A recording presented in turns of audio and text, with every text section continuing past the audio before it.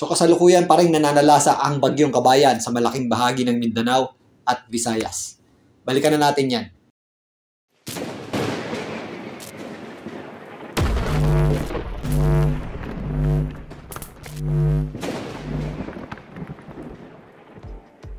Welcome po muli sa Philippine Weather Trivia. Again, para po sa mga bago sa channel na to, ako nga pala si Alvin Pura, isang meteorologist at ang inyong weather tito. So kasalukuyan niyang nananalasa ang bagyong Kabayan sa malaking bahagi ng Mindanao at Visayas. Ito po ay huling namataan ng Pag-asa sa layong 290 kilometers east-southeast ng hinatuan dyan po sa may Surigao del Sur.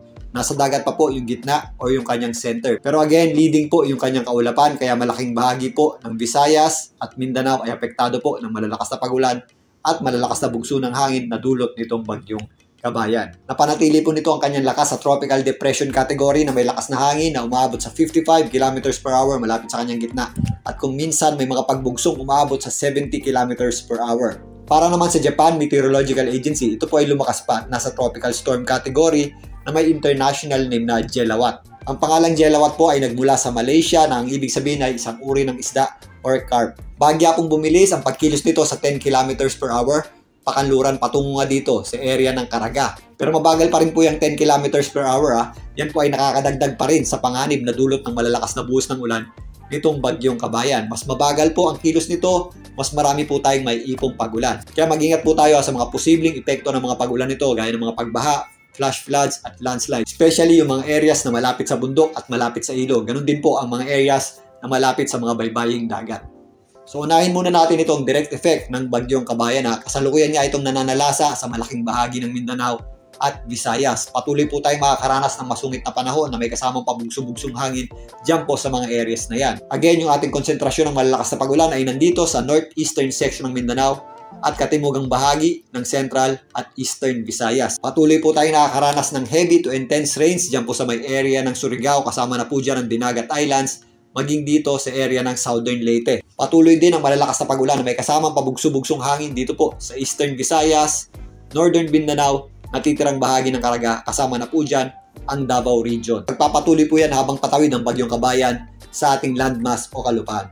Ito namang ating shear line na nagdadala po ng mataas na tsansa ng pagulan dito po sa Bicol Region, kasama na po dyan ang Quezon, maging dito sa ilang area ng Mindoro, Romblon at Marinduque.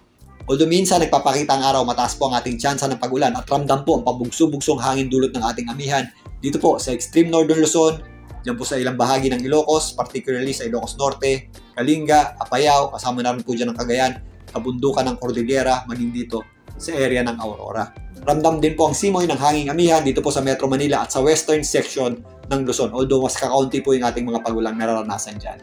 Bukas, kasabay ng pagtawid ng bagyong Kabayan sa ating kalupaan o landmass, mas madadagdagan po yung areas na posibleng maapektuhan ng mga pag-ulan ito. Patuloy tayong makakaranas ng malawakang pagulan dito sa hilagang bahagi ng Mindanao, Caraga Region at Davao Region, kasama na po dyan ang Central Visayas at Eastern Visayas. Pero dahil nga kumikilos pakanluran ng bagyong Kabayan, mas magiging maulap na rin ang panahon natin sa Western Visayas at posible rin po yung mga kalat-kalat na pagulan. Samantalang madadagdagan din yung ating mga pagulan sa eastern section ng Northern Luzon at Central Luzon dahil pa rin yan sa ating amihan at doon sa ating tinatawag na shear line. Yan po ang mga areas ng Cagayan, Cordillera, kasama po dyan ng Aurora, Quirino, Isabela, maging dito sa area ng Quezon at Bicol Region.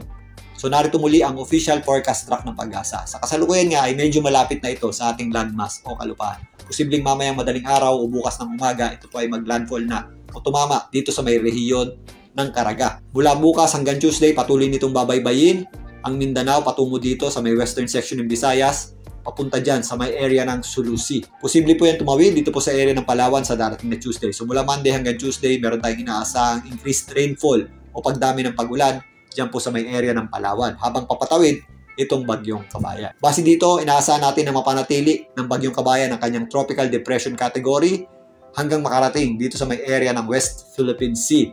Pero kapag tumama po yan dyan po sa may kalupaan o dyan sa area ng Mindanao, meron tayong inaasahang bahagyang paghina nito. So para po sa dami ng ulan sa inyong lugar, ugaliin po mag-check ng heavy rainfall warning advisory ng Pag-asa. Para naman sa lakas ng hangin, i-check din po natin ang tropical cyclone wind signal ng Pag-asa, especially dito po sa may areas ng Visayas at Mindanao. At again, maliban dyan, malaking bahagi po ng ating bansa, particularly sa Northern Luzon at extreme Northern Luzon, ay naapektuhan ng malakas na bugso ng ating amihan o northeast monsoon. Kaya mag-ingat din po tayo dyan, maging sa malalaking alon na dulot nito, particularly dito sa mga baybayang dagat na nakatapat sa ating Pacific Ocean. At again, gabi po ngayon, doble ingat po tayo, particularly dito po sa mga naapektuhan ng Bagyong Kabayan. At kung may evacuation plan ang inyong LGU at DRRMO, makinig po tayo. Bukas na bayan po muli ang ating update para dito sa Bagyong Kabayan. Muli, ito po ang inyong Weather Tito para sa Philippine Weather Trivia.